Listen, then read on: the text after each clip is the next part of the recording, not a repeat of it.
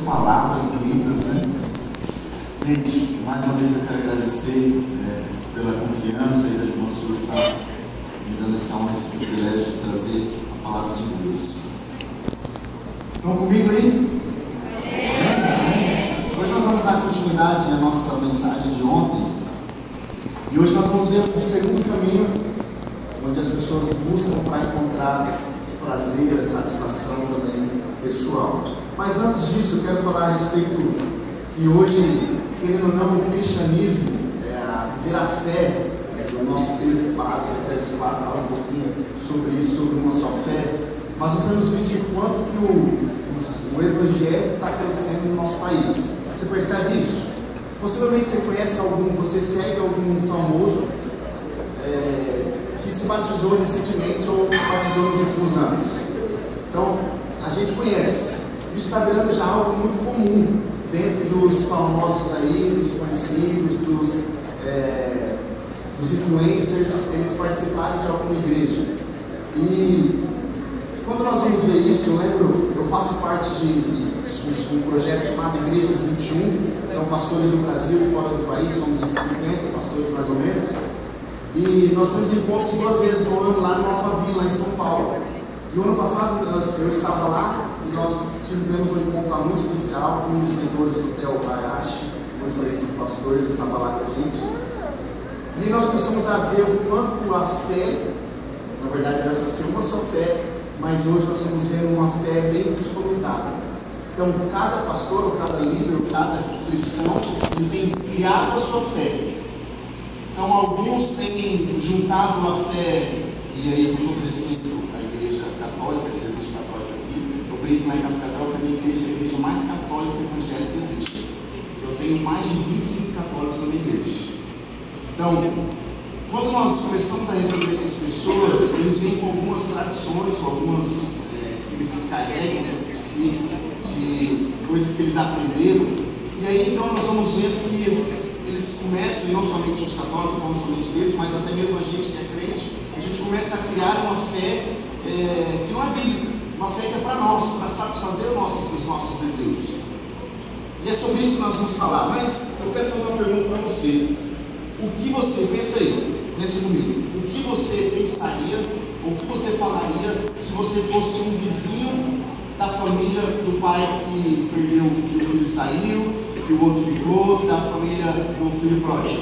O que você pensaria? Não preciso me responder, mas com toda certeza você, assim como eu olharia e pensaria, primeiro, que filho ingrato. Meu Deus, ele podia fazer uma faculdade, ele podia aproveitar a condição do pai, ele podia trabalhar, continuar o que o pai tem, cuidar da terra. Por que esse filho fez isso? E aí você esqueça que é uma passagem bíblica, esqueça que você sabe o final, mas com certeza, assim como eu, você pensaria, aquele filho mais velho está lá sempre.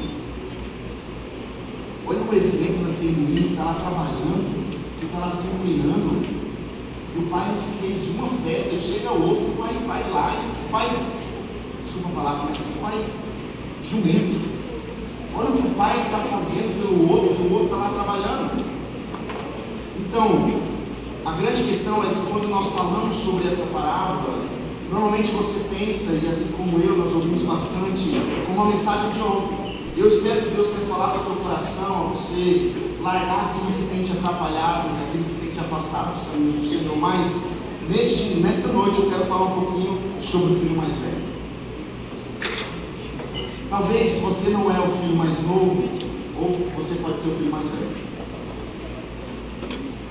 Agora nós vamos ver que dentro dessa casa tem um filho que está perdido. Dentro dessa casa tem um filho que olha para o outro e talvez o desejo dele fosse ver tudo que o outro viveu. Mas ele não tem coragem. Há um medo dentro dele, porque o relacionamento dele com o pai está um relacionamento customizado. Algo que ele criou para ele mesmo, esquecendo do que realmente o pai gostaria que ele vivesse. Gente, nós estamos vendo hoje pessoas que simpatizam, e eu não estou falando, duvidando da fé, nada disso, mas nós estamos vendo o crescimento. Saiu uma pesquisa que até 2030 os evangélicos irão passar o número de católicos. E eu estou para falar para vocês que vai acontecer isso. Amém.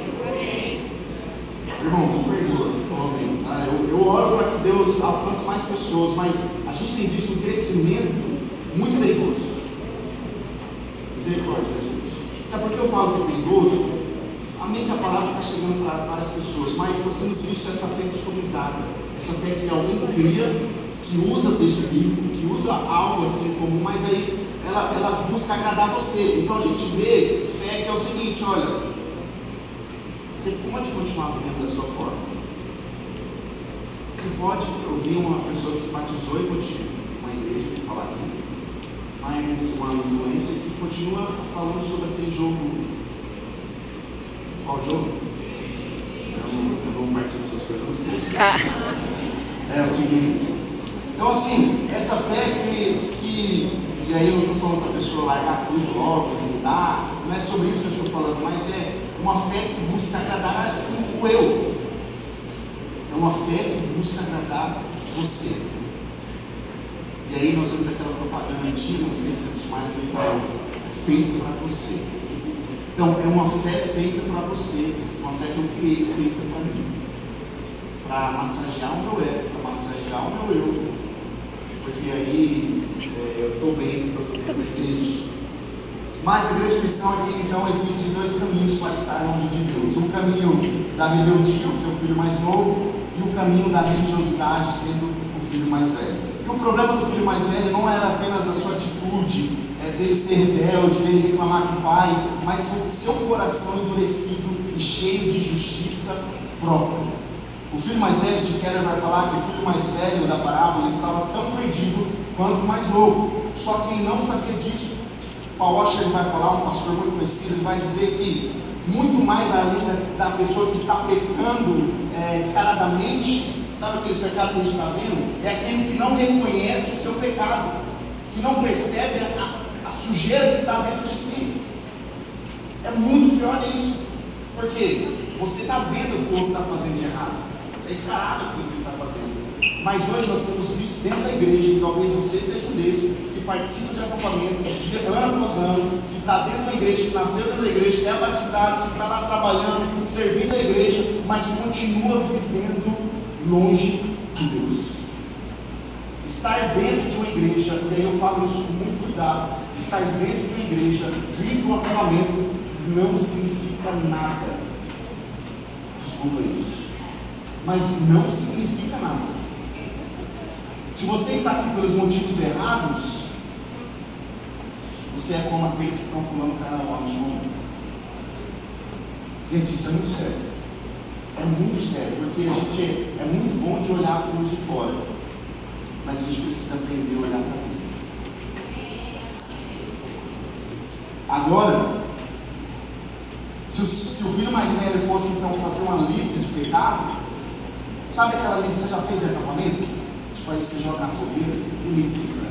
Joga lá para queimar todos os seus pecados. Essa fé customizada parece um tudo, parece. Você quer ler um ato bonito, tudo bem, se você já fez isso, tudo certo.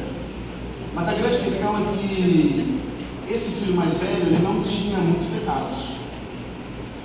Se ele fosse para uma conferência e fosse o irmão dele, se ele fosse para um acampamento, imagine ele aqui no nosso acampamento, e tivesse aquele momento de escreva no papel os seus pecados, o irmão dele ia estar na segunda página. Ele ia estar pensando nisso, ele não ia estar conseguindo ser primeiro, porque era um menino bom. E aí eu lembro de mim como filho de pastor, onde talvez as pessoas olhavam para mim como filho de pastor, como líder de adolescentes, como pastor de adolescentes, imaginasse a lista do pastor, é uma lista pequena. Ele não gastou o dinheiro do pai, prostituta. Aquele filho mais velho, ele não saiu de casa e começou a usar droga, começou a fazer as loucuras, não. Aquele filho mais velho estava dentro de casa, ele não teve uma vida muito louca. Ele teve uma vida padrão de crente, de cada igreja. Aí, tem uma frase de um pastor que eu uso bastante lá na igreja, Mark Driscoll, se não me engano, o nome dele, teólogo, ele vai falar o seguinte: que você pode ter nascido na igreja, você pode ter sido apresentado na igreja, você pode ter sido batizado na igreja, você pode ter sido casado dentro da igreja, você pode ter apresentado seus filhos dentro da igreja, você pode ter morrido dentro da igreja, mas ainda assim acordar no inferno caso esteja meramente na igreja e não em Cristo. Então, estar na igreja não significa, eu quero dizer isso para vocês, deixar bem claro, você vir é importante, você vir para o acampamento é importante, é muito legal, estar com pessoas que podem te ajudar, mas a grande questão é que isso não muda nada no sentido de você ser melhor que outros, você estiver longe, com propósito, com os motivos errados aqui dentro. E aí então nós vamos ver agora como esse filho mais velho tentou alcançar o caminho, tentou passar por esse caminho que ele criou. Primeiro, o caminho do filho mais velho, a primeira coisa é um caminho do merecimento. Porque o texto vai dizer, se você quiser abrir Lucas 15 de novo, vou ler só esse trecho, versículo 25, 28, se a irmã quiser abrir aí, eu leio sempre na NVT, uma versão transformadora. Nós vamos ver ali o primeiro ponto, o primeiro caminho que esse filho mais velho ele toma e ele usa para si, para que ele possa chegar na satisfação pessoal também. O texto vai dizer o seguinte, Lucas 15, 25 a 28. Gente, alguém vê uma água, por favor? Pode trazer, eu já estou trazendo livro, gente, não preciso que nem levantar. Olha, Lucas 15, 25 e 28. O texto vai dizer, enquanto isso, o filho mais velho trabalhava no campo. Gente, o que ele estava fazendo? Na volta para casa, ouviu uma música e dança. E perguntou a um dos servos o que estava acontecendo. O servo respondeu, seu irmão voltou e seu pai matou um novilho gordo, pois ele voltou são e salvo. O irmão mais velho se irou e não quis entrar. O pai insistiu e insistiu com o filho. Olha que interessante. O filho mais velho, eu vou te pegar meu copo aqui depois. O filho mais velho, ele achava que pela sua obediência o fazia um merecedor de uma festa ou de achar que o pai deveria amar mais ele. Agora, ele estava no campo trabalhando com vocês aqui. Ele estava lá ralando, ele estava lá cansado, ele estava lá no sol, ele estava lá dia após dia. Ele mesmo vai falar que ele trabalhou feito um escravo. E é muito interessante isso, porque a fala dele é porque ele não compreende que Deus não, que o pai dele não é um senhor dele no sentido daquele que é o dono dele. Ele precisaria entender que ele é filho, ele não tinha compreendido ainda a sua identidade. Agora, a festa estava acontecendo e aí então ele descobre que o seu irmão chegou, que estava acontecendo uma festa, e aí nós vamos ver agora que ele fica indignado. O texto vai dizer que ele se irou. Como pode? Eu estou trabalhando dia após dia, eu estou ralando, agora esse moço chega, eu sempre obedeci, então eu mereço e ele não. Eu sempre fiz certinho, nós temos isso em mente. Muitas vezes nós obedecemos, sabe? Quer ver? Vou dar um exemplo muito legal aqui. Sabe quando você quer dormir na casa de um amigo, uma amiga? Quando você quer vir para o retiro, ou quando você quer, sabe, fazer um negócio, comprar um celular, você quer... O que você faz? Você passa uns 10 dias sendo o melhor filho que o seu pai e sua mãe já teve. Não é verdade? Cara, você acorda cedo, sua mãe nem pede. Você está lá, lavando louça. Aí daí você termina o louça e já começa a secar, porque você quer alguma coisa da sua mãe. O meu filho, eu já falei para vocês que ele tem 4 anos, eu consigo perceber que ele vai falar para mim depois, quando eu estiver levando para a escola, eu falo que não quer ir para a escola. Porque ele já começa desde cedo, sendo um filho muito legal. Muito bom, 4 anos de idade. Agora, que obediência é essa? É uma obediência verdadeira, gente? Então, o filho mais velho, ele reclama, eu te sirvo há tantos anos, nunca desobedeci e nunca me deste nada. E sabe o que é interessante? Que o pai não troca alguma palavra dele dizendo o seguinte, olha, não, você desobedeceu sim. Não vem falar isso não, não, o pai não falou isso para ele. Então dá uma ideia para nós que é um bom filho. Vocês vão lembrar de para quem Jesus estava contando essa parábola? Vocês lembram? Os dois grupos de pecadores. E para quem mais? Os fariseus e os mestres da lei. Jesus agora ele está contando no sentido, ele já contou do filho mais novo, dos pecadores. Agora Jesus conta essa história focando nos mestres da lei dos fariseus, porque eram homens sábios no sentido de ter o conhecimento da lei. Para você ter ideia, eles com 12 anos eles já sabiam muitas partes da Torá, do Antigo Testamento. Então alguns deles decoravam, eles sabiam de cor. E aí nós vamos pensar assim: não, esse é um filho muito bom, é um filho que eu, como pastor, eu sonho com meu filho que vá nos eventos, que ame, que vai fazer tal coisa, que aprenda a Bíblia. Isso é muito importante, mas a grande questão é que esse filho, ele reflete essa mentalidade religiosa, onde nós achamos que Deus nos deve alguma coisa. Deixa eu te falar uma coisa: Deus não te deve nada, não deve para mim nada também. Deus, você precisa compreender isso, nada que você faça, não importa a obediência, não importa o jejum que você fizer, não importa a decisão que você tomar, não importa nada que você faça para Ele, vai pagar o que Ele fez por você.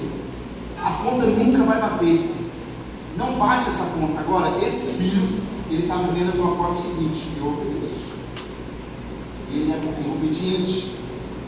Agora, como você reage quando as coisas não vão como você espera? Sabe como você reage? Você reage como um filho de: ô pai, mas eu fiquei a semana inteira fazendo o que o senhor queria. Nossa mãe, você não vai me dar o celular mesmo? Olha, eu nem tirei nota baixa esse mês, esse semestre, esse bimestre. Nossa mãe, olha pai, eu tenho feito tantas coisas, eu estou indo na igreja, não falo na igreja. Parece que o filho mais velho, então, ele está tratando o pai dessa forma, assim como nós tratamos a Deus muitas vezes. Essa fé customizada, que não é uma só fé, é uma fé que nós criamos para nós. Agora, como você reage em ver alguém bem?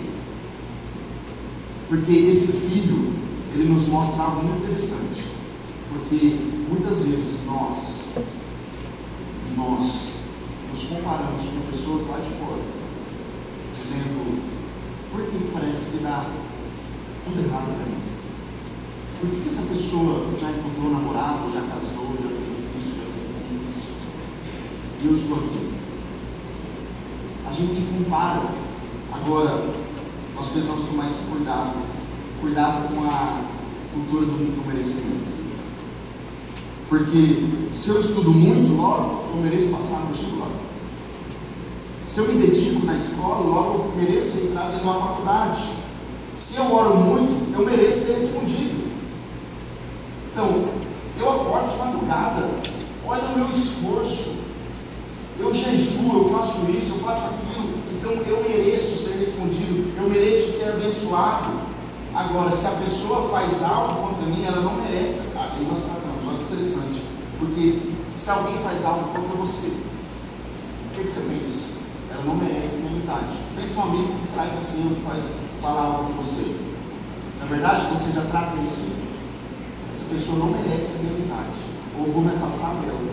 Agora, nós tratamos Deus de uma forma um pouco diferente, porque, assim como o pastor falou hoje de manhã,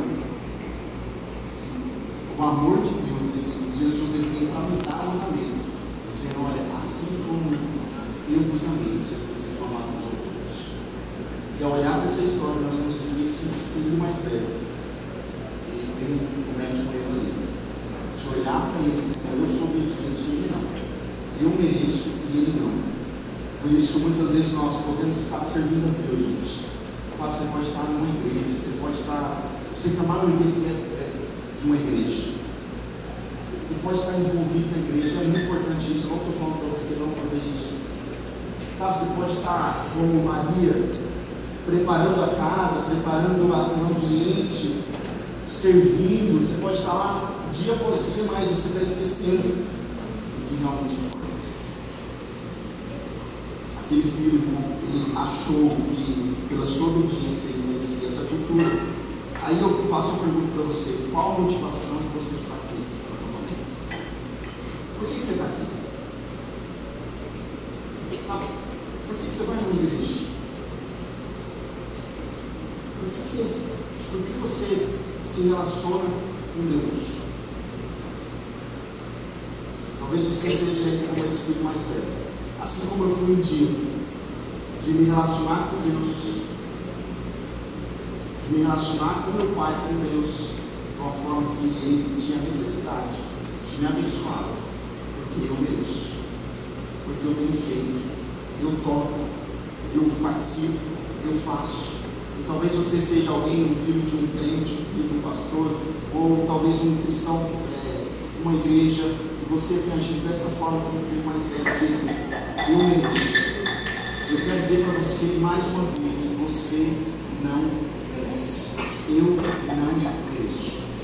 Por isso, nós vamos ver, e aí, às vezes nós obedecemos a Deus, e aí vem a questão de um desejo de barganhar a Deus. Tem gente que usa o jejum para que Deus possa abençoar de alguma forma Ele. Gente, nós precisamos compreender corretamente a palavra de Deus, até mesmo o jejum. Tipo, eu faço o jejum porque eu quero passar na prova. Então você está fazendo o jejum para quê? É para quem? É para quem, gente? Para si. Então, agora eu vou levantar todo dia às 3 da manhã, e eu não estou falando que isso é errado, mas é a questão da por que você está fazendo isso. Porque a gente se esforça quando é um pedido para nós. Como o crente é difícil isso. Ele se esforça. Se ele estiver passando por uma grande luta, ele é capaz de acordar umas 3 vezes na noite, mas pensando nele. E aí, se eu estou passando por uma luta, eu oro, eu sei que Deus me ouve, Ele escuta as minhas orações, mas esse evangelho é muitas vezes voltado para nós. É você que está lá dentro da igreja, você que está nos adolescentes da igreja, você que está nos jovens, pensando em si. Deixa eu contar uma história para vocês aqui. A história de Pedro. Essa história não está na Bíblia, tá? Eu vou falar para você não achar que, meu Deus, eu nunca li isso na Bíblia. Diz que o Jesus estava com os discípulos, como de costume, e aí Jesus fala o seguinte: olha, era uma manhã cedinho, levantaram cedo. Jesus fala para eles o seguinte: olha, a partir de agora, cada um de vocês pega uma pedra. Pega uma pedra, uma rocha, uma pedra, que vocês verem aí procurado, pode pegar. Diz que João foi lá, pegou uma pedra, pegou bem grandona, tamanho mais ou menos. Aí Mateus foi lá pegando essas pedras. Aí Pedro era ligeiro, né? Pegou pequenininho. Aí Pedro pensou: vou pegar uma pedra pequena, porque se for para andar o dia inteiro com uma pedra, vou pegar uma pedra. Sabe aquela pedrinha que você jogava antigamente, não sei nem se tem mais isso hoje. Então Pedro pegou essa pedra pequena. Eles começaram a caminhar, e Pedro todo feliz. Tô guardando o gosto aqui, os caras todos aqui carregando as pedronas, tal, pesado, e aqui os outros, e Pedro, se eu não sou bobo, cara, é sol quente, uma cruz do sul aqui andando nesse sol quente, pedra pesada. Chegou perto do almoço, e aí os discípulos: pô, o que Jesus vai fazer? Está com fome, vai chover pão, o que vai acontecer? E aí então Jesus olhou para os discípulos e falava o seguinte: olha, lembra a pedra que eu dei para vocês? Podem jogar que vai se transformar em comida.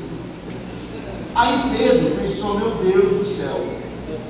Jogou, se transformou numa bolachinha, e aí ele foi comer, os outros lá comendo um monte, ele só olhando.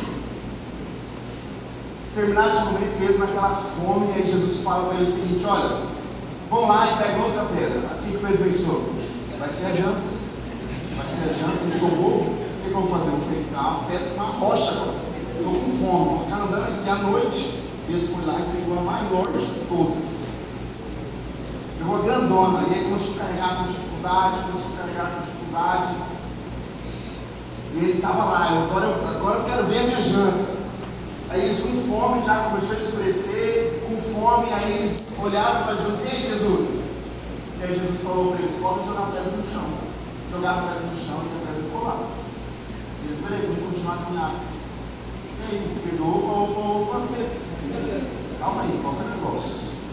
A pedra não vai se transformar em pão, eu estou com fome. Comida, eu estou com fome.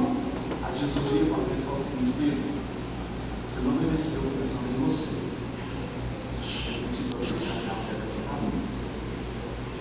Você pensou em você. Moral da história, gente: esse filho mais velho, assim como muitas vezes eu e você, nós fazemos as coisas de Deus, nós obedecemos a Deus, pensando no retorno. No retorno. Eu passar no vestibular, eu encontrar um relacionamento, eu ganhar alguma coisa, porque eu estou obedecendo. Talvez você seja como Pedro nessa história. Talvez você tenha feito algumas coisas de Deus pensando nisso. Talvez você tenha trabalhado, tenha sido voluntário aqui no retiro. E que bom, estou falando aqui para trabalhar o próximo ano, tendo voluntário.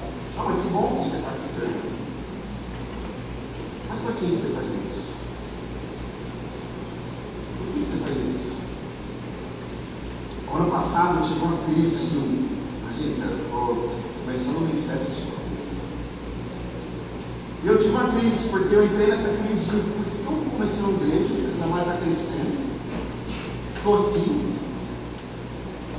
E eu comecei a entrar nessa crise, até compartilhei com o pastor Israel ontem. Aí domingo passado eu fiquei com 6 meses numa crise, porque na minha cabeça aquela igreja estava se tornando mais minha do que de Deus. Eu estava fazendo as coisas, parece que era mais voltado para mim, era o crescimento, era o Felipe, ele era conhecido. Até que a semana passada Deus falou fortemente comigo e eu preguei, falando: olha, a igreja não é minha, é a igreja de Jesus.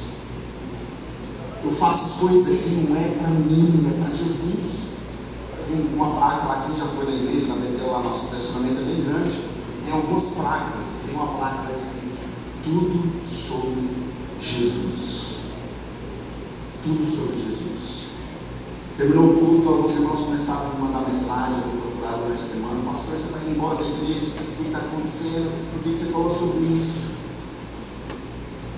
Deus falou comigo dizendo: Felipe, essa igreja não depende de você. Felipe, chega de fazer pensando em si. Porque a gente está no ministério, muitas vezes nós tomamos atitudes, os pastores podem concordar comigo aqui, senão eu estou errado, os outros estão certos, mas nós tomamos atitudes pensando em nós e não pensando em Deus. Agora, o outro caminho que esse jovem toma, esse filho mais velho toma, é o caminho da contramão da graça. Porque o texto vai dizer, versículo 29 e 30, ele vai dizer o seguinte: mas ele respondeu: todos esses anos eu tenho trabalhado como um escravo. Algum escravo trabalha feliz? Gente, é normal. O pastor falou um pouquinho a respeito disso. Um escravo não trabalhava feliz. O que ele estava dizendo é o seguinte: eu faço, mas eu estou infeliz. Eu estou fazendo aqui, mas não era aquilo que eu gostaria de fazer.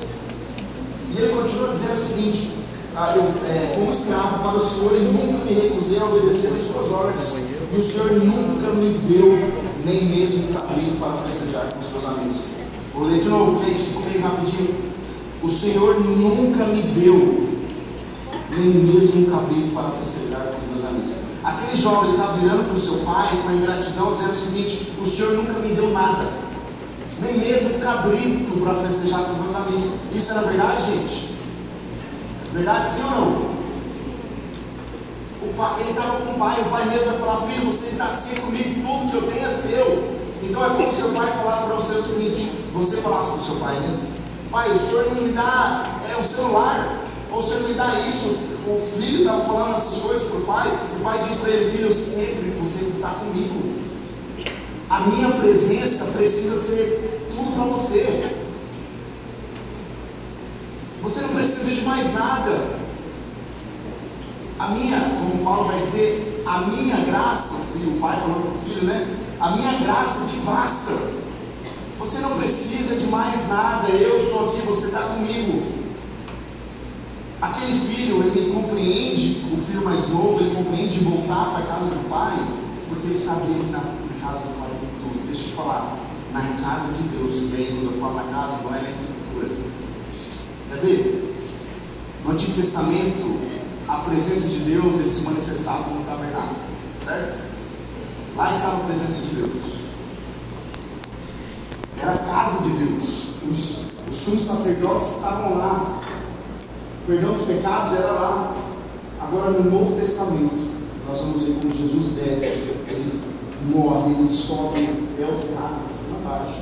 E agora, ele vai dizer o seguinte: agora eu não moro mais no tempo feito por mãos humanas. Eu não moro, agora o Espírito Santo habita em nós. Logo, a presença de Deus está em nós. Isso é tudo que você precisa. É tudo. Você compreende isso? Ontem eu falei isso a respeito disso um pouco. Que a presença de Deus, ela precisa nos satisfazer. Gente, Deus não nos dá porque nós merecemos. Deus não te abençoa porque você merece mais do que o outro. Eu não tenho uma igreja maior porque eu sou melhor que o pastor que a igreja é menor. Ou eu não tenho um celular, um iPhone da última geração e você não tem, e eu sou melhor que você. Agora, o mundo ensina isso para nós. O mundo mostra que você precisa fazer muito para ser reconhecido. Você precisa trabalhar e acordar dentro daquele livro, acordando 5 horas da manhã. Aí você precisa participar de ter esses livros aí que incentivam você a fazer, produzir, para você ser alguém muito bom. E você lê esses livros, e tudo bem, eu estou falando para você ler, retém até bom. Agora, nós vamos ver que a graça de Deus é totalmente diferente. A graça de Deus é totalmente diferente. O pessoal faz evento para se tornar homens melhores. Pessoas começam a comprar livros para se tornar. E aí eu não estou falando que é errado você ser um homem, uma mulher melhor, um jovem melhor, um cristão melhor. Você pagou para vir aqui, tudo certo com isso, é muito bom isso. Mas o que eu quero dizer para você é que a graça de Deus, quando você compreende, a graça de Deus passa na sua vida. Logo você compreendendo isso, você se torna um filho melhor, você se torna um marido melhor, uma esposa melhor. Amém, gente? Amém. Quem vai sair daqui vai ser um filho melhor? Ó, Deus está ouvindo, viu? Deus está ouvindo. Eu não vou estar lá para te cobrar, não. Mas quando você fechar os seus olhos, você vai lembrar da minha imagem. Eu estou com susto, vai sair da cama. Lembra disso. Eu não sei se vai ser um sonho ou um pesadelo. É mais que um pesadelo. Gente, a graça de Deus. Escutem aqui. Eu quero dizer para você que talvez está longe do Senhor. Ou você mesmo que está dentro de uma igreja. Eu quero dizer para você que a graça de Deus basta. É tudo. É tudo. Você não precisa que Deus prove para você mais alguma coisa. Você não precisa que Deus faça mais alguma coisa para você e nem para mim. Porque Deus já fez. Deus já fez. E aí, vamos lá. Por exemplo, diferença entre justiça, misericórdia e graça. Justiça é quando Deus dá o que é devido. Então, pela justiça, e advogado aqui sabe disso, a justiça é isso. É você descumprir uma lei, você vai receber a punição. Tem a punição da lei. A misericórdia é quando nós não recebemos aquilo que nós merecemos. Então isso é misericórdia. Agora a graça é quando Deus dá algo para nós que nós não merecemos. A misericórdia é quando Deus não te dá aquilo que você merece. E a graça é quando Deus te dá aquilo que você não merece. O caminho da graça não é sobre fazer o que é certo para ser aceito. Escute isso, o caminho da graça não é fazer o que é certo para você ser aceito por Deus, mas saber que já somos aceitos e por isso buscamos fazer o que é certo. A religião diz, eu obedeço para ser aceito. Tim Keller vai falar a respeito disso. O Evangelho diz, eu sou aceito, por isso logo eu obedeço. Então, eu já fui aceito por Deus, Deus já morreu por você, Deus já morreu por mim, Deus já fez, já derramou a graça dele sobre as nossas vidas. Logo, quando eu compreendo isso, eu preciso viver uma vida que agrade a Ele. Eu preciso. Agora, aquele filho, ele olha para o pai, ele pensa o seguinte: pai, eu faço o que é certo, o Senhor nunca me deu nada. O nosso pensamento é olhar para Deus como alguém que deve a gente. Alguém precisa fazer alguma coisa. Romanos 3:23, pois todos pecaram e estão longe, destituídos da glória de Deus. Então você e eu, nós somos pecadores e nós estamos longe de Deus. Você é um pecador. De novo, meu filho, coitado do meu filho, 4 anos que eu estou Gente, vai ser uma bênção.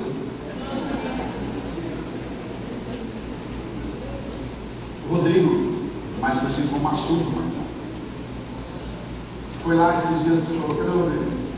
Aí, ele está de prova. Fui lá esses dias lá em Cascavel, ficou uma semana, alguns dias lá no Mercados. Peguei o Pedro para levar no CB na creche. Faço isso todo dia. Peguei ele, faço todo dia, né? Mas nós levamos ele todo dia, sempre assim. Peguei ele, levei ele lá. Aí ele começou. Gente, ele não faz isso. Na verdade é isso. Ele não tem esse costume de ficar chorando cada vez que entrar na escola. Aí começou. Aí se jogou. E fez isso, fez aquilo. Aí eu lembro que eu liguei um apoio, e aí a nossa conversa foi: ele é um mini pecadorzinho. Um mini pecadorzinho. Ele já nasceu com esse desejo de fazer só o que ele quer. Esqueci. Gente, quem tem filho sabe disso. O filho nasce querendo fazer o que ele quer. O filho tem maturidade para escolher o que quer? Não tem. Mas nós vamos ver que todos nós, Isaías 64, 6, olha que interessante o que o profeta vai dizer: todos nós somos como um impuro, e todas as nossas justiças são como um trapo de imundícia. Gente, olha o que ele está falando, que todos nós somos impuros, desde o melhor, no sentido de obedecer a Deus, de orar 5 vezes, 10 vezes por dia. Todos nós somos como impuro, e todas as nossas justiças, tudo aquilo que você faz de bom, tudo aquilo que eu faço de bom, de sair de Cascavel, de vir pregar aqui, de orar, de ser um pastor, de ser um líder de jovens, de ser um crente, um cristão, de ser batizado na igreja, tudo isso são como um trapo de imundícia. É dura essa palavra. Eu não estou falando que você vai deixar de fazer isso, mas é para você compreender que não importa o que você faça de bom,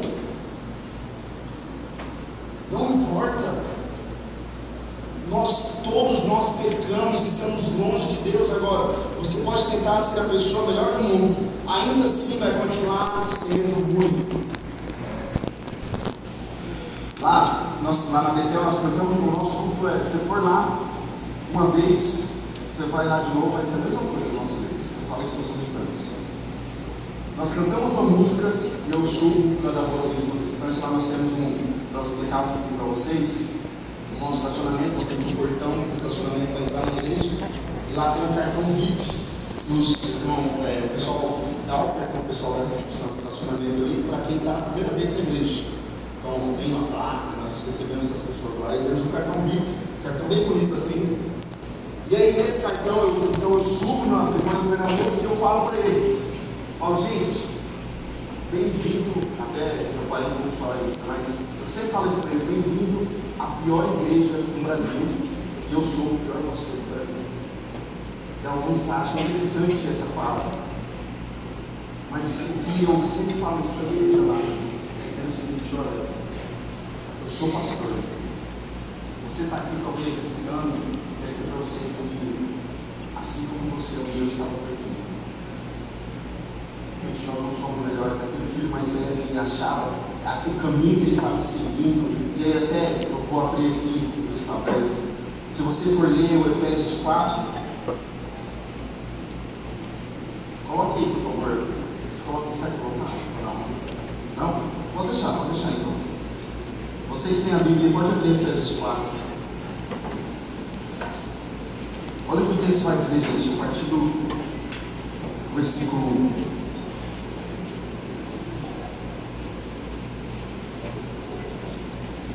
No versículo 2, onde o Paulo vai falar: sejam sempre humildes e amáveis, tolerando pacientemente uns aos outros em amor.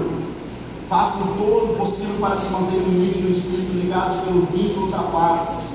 Então ele está dizendo o seguinte sobre a unidade naquele contexto. Ele está falando que a igreja precisa compreender, nós precisamos compreender a humildade, sermos humildes. Jesus vai dizer nas bem-aventuranças: bem-aventurado o pobre de espírito, porque é aquele que sabe que não tem nada. O que é um pobre? É o que tem pouco. Então, bem-aventurado, feliz é o pobre de espírito, aquele que compreende que não tem nada. E nós precisamos olhar agora para a carta de Paulo a Efésios, da igreja de Éfeso, onde ele está dizendo: olha, a igreja precisa ser humilde e amável. tolerando pacientemente uns aos outros em amor. Aquele filho mais velho, ele não compreendeu isso. Ele não compreendeu. Aí eu faço uma pergunta: qual a visão que você tem a respeito de Deus? A respeito dos irmãos mais novos? Sua visão de Deus, do filho mais velho, era de um patrão, mas não de um pai amoroso. Ele desejava o que o pai poderia lhe dar, mas não o pai. Ele queria o que o pai tinha, mas ele não queria se relacionar com o pai. A graça de Deus, então, gente, esse caminho que esse filho mais velho tomou, a graça de Deus, ela escandaliza os religiosos. Jesus estava apontando para esse grupo, estava escandalizando eles, porque mostra que ninguém merece nada, nem o rebelde e nem o religioso. Ninguém. Tanto Jesus estava apontando para aqueles dois grupos, para mostrar para eles que tanto o filho mais novo que saiu de casa, mas também com o filho mais velho, os dois, independente do caminho que eles andam.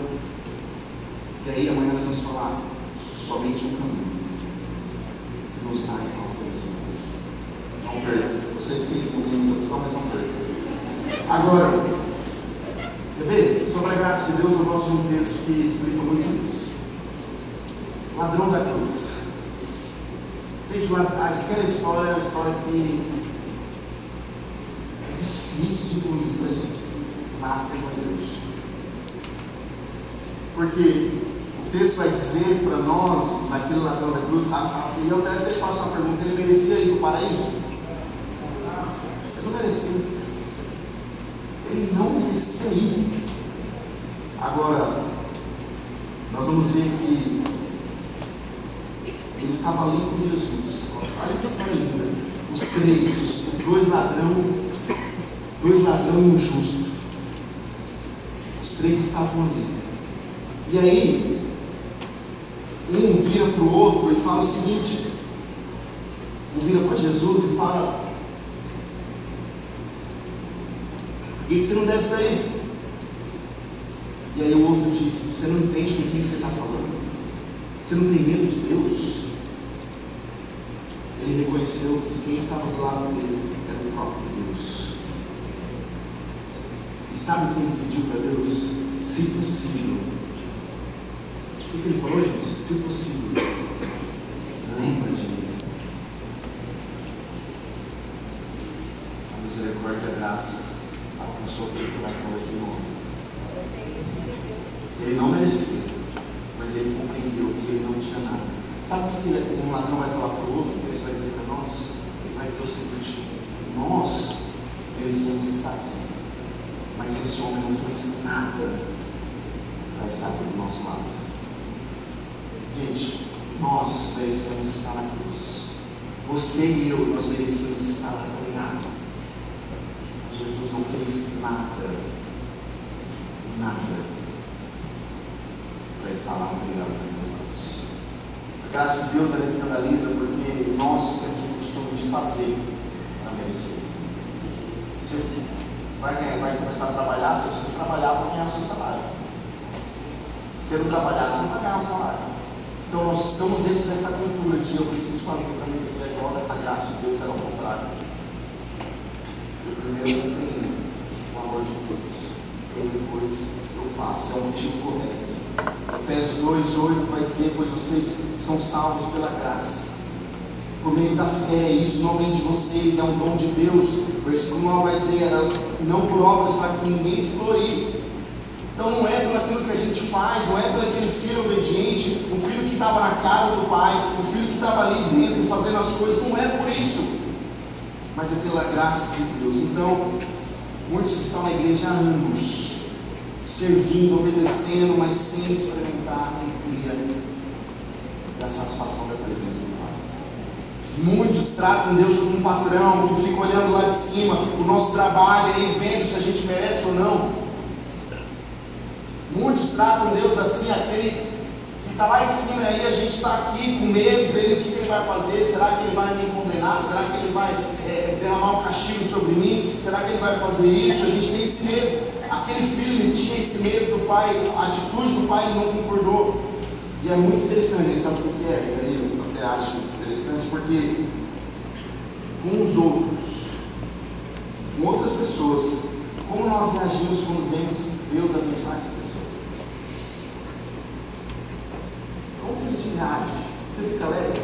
É muito fácil, sabe o que eu tenho aprendido no ministério?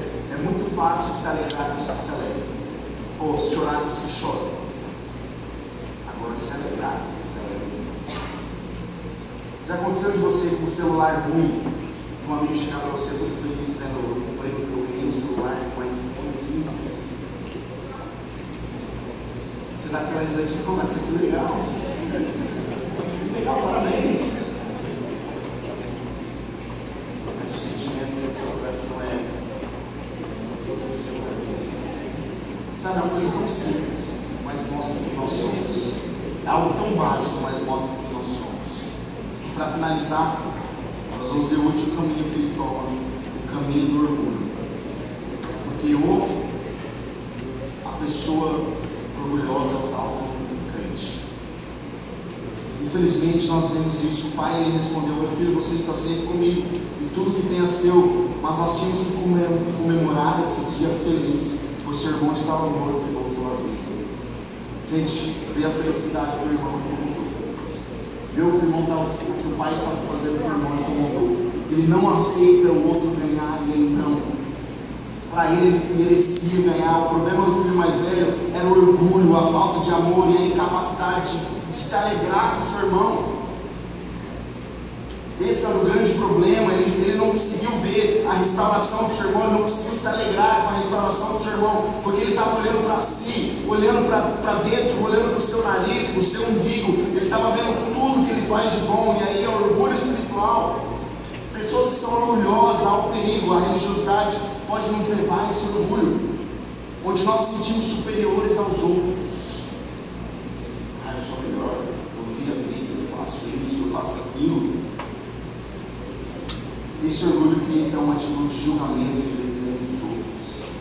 E não é isso que Deus quer para nós. Não é isso que Deus quer para nós. E a consequência disso, o orgulho espiritual, ele nos impede de viver com humildade, com compaixão, com sensibilidade pelo sofrimento pelo que o outro está passando.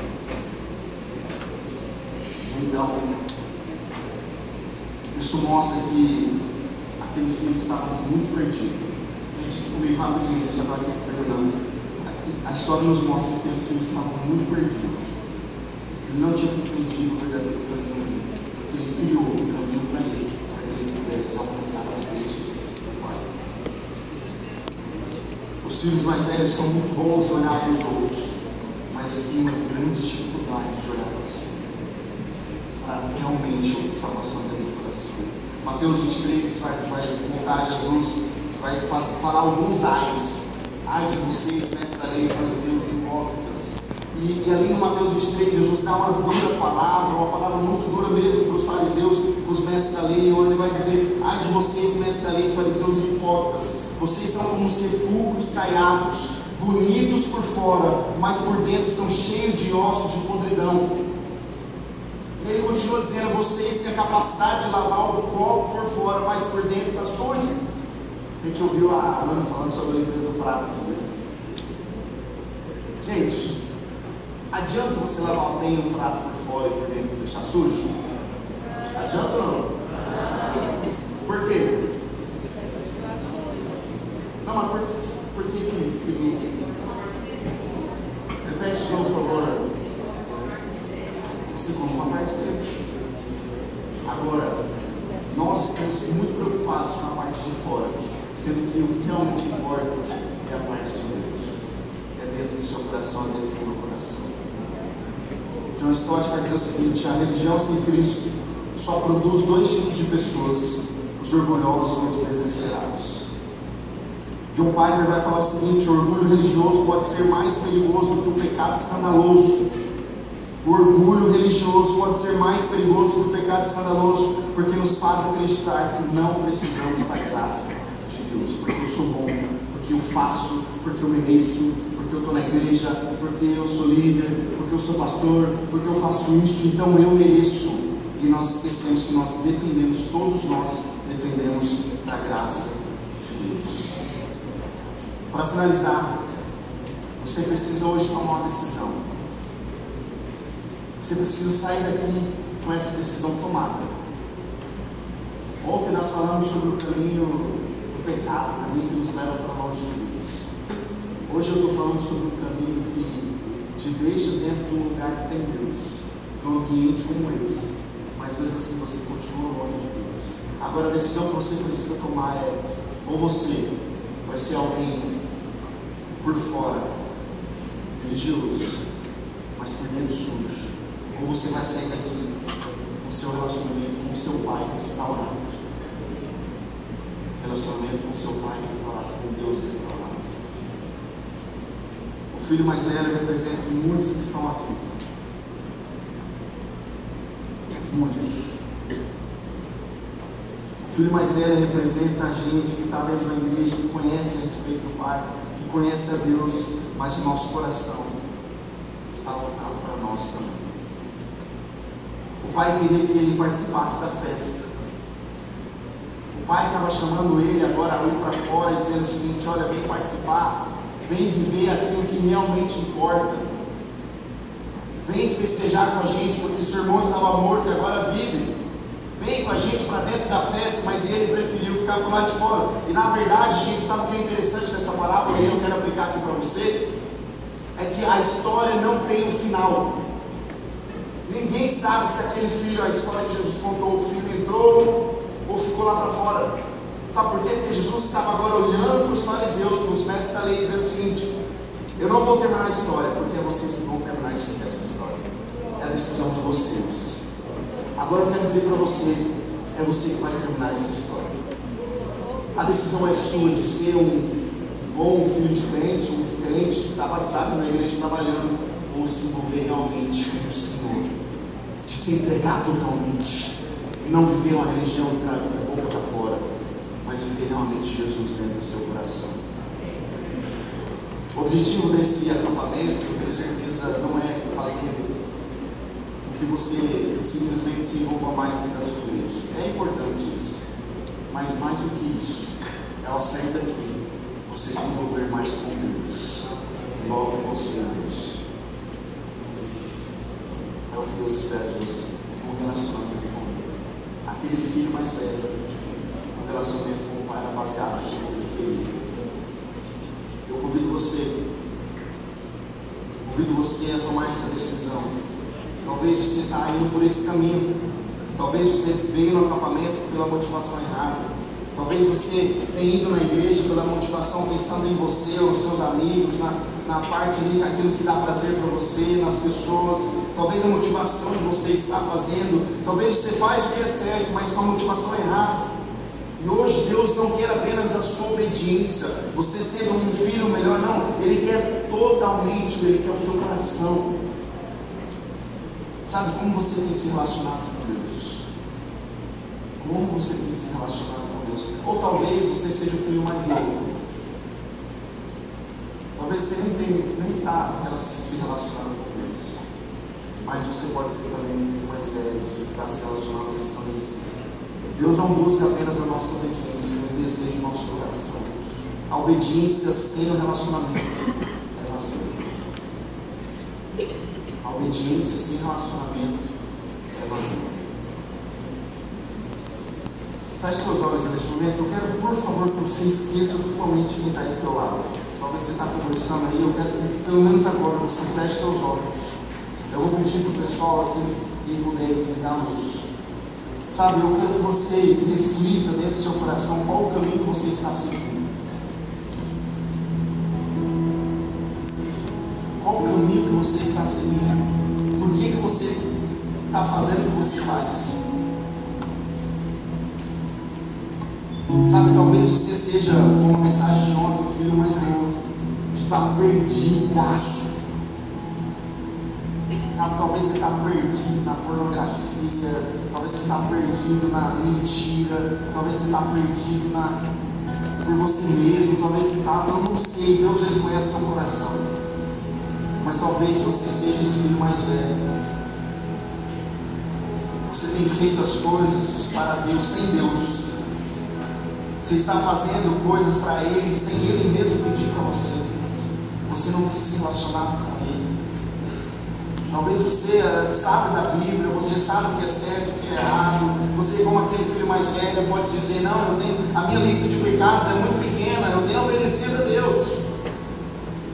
Mas você ainda não compreendeu a graça de Deus, porque a graça não é por aquilo que você faz. Por isso eu convido você a olhar para dentro de si. Paulo vai dizer: examine-se, pois, o homem a si mesmo, depois toma do bom e beba do cálice. Ele está dizendo: olha, olhe para dentro de você, examine, faça um autoexame em você. O que Deus espera de nós é um relacionamento genuíno com Ele, o evangelho verdadeiro, o evangelho que não faz por troca, por barganha, por aquilo que Ele pode me dar, mas sim se relacionar com Ele porque Ele é.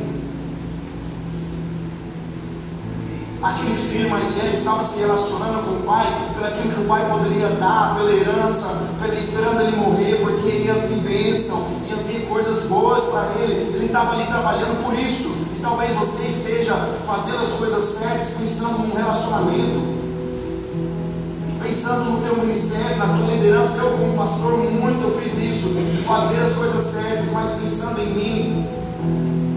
Deus espera de nós é um relacionamento com Ele, é fazer o que é certo, sim, mas pensando nele,